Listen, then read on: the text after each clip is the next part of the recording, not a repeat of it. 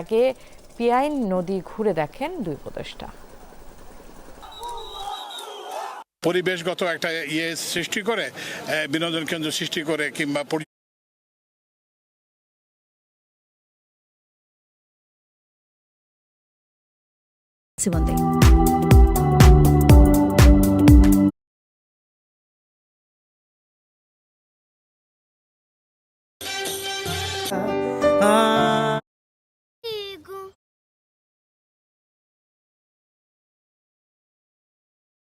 Not done yet.